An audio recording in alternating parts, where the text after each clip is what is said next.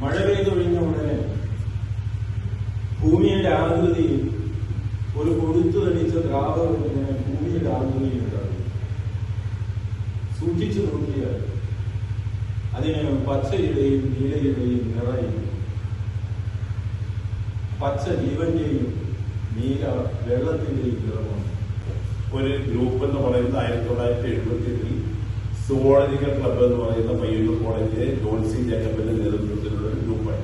കുറച്ച് കുട്ടികളും കുറച്ച് കൊമേഴ്സ് പറയുന്ന പുറത്തുള്ള ആളുകളൊക്കെ കൂടിയ ഒരു ഗ്രൂപ്പായി. അന്ന് സുവോളജിക്കൽ ക്ലബ്ബാണ്. പിന്നീട് അതാണ് സ്പീക്കായിട്ട് സൊസൈറ്റി ഫോർ എൻവയോൺമെന്റൽ എഡ്യൂക്കേഷൻ ഇൻ കേരള എന്ന് പറഞ്ഞ സംഘടനയായിട്ട് മാറും. അപ്പൊ 1978 സൈലന്റ് വാലി സംരക്ഷിക്കുവാൻ വേണ്ടിയിട്ട് വായ മൂടി കെട്ടിയിട്ട് ജാഥ നടത്തുന്ന കുറച്ച് കുട്ടികൾ ജോൺസി മാഷും ജോൺസി ജേക്കബ് പോലത്തെ കോളേജിലെ പ്രൊഫസറും അത് കൂടിയിട്ടൊരു 13 പേര് പയ്യൂർ ടൗണിലൂടെ ജാഥ ഉണ്ടായി. സൈലന്റ് വാലി സംരക്ഷിക്കാനുള്ള ആദ്യത്തെ പ്രക്ഷോഭമായിരുന്നു.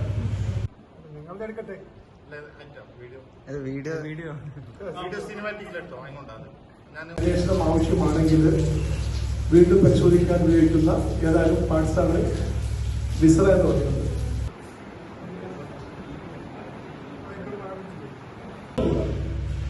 എങ്ങനെയാണ് ഈ കാലഘട്ടത്തെ നീളേക്ക് വേണ്ടിയും നാളേക്ക് വേണ്ടി എല്ലാമേ നല്ലേ നല്ലേ മേഘങ്ങളെല്ലാം തന്നെ ഇന്നാര മേഘം കാണുന്നുണ്ടോ? ഇത് പഠിക്കണമെങ്കിൽ മേഘവും കാണുന്നുണ്ടോ?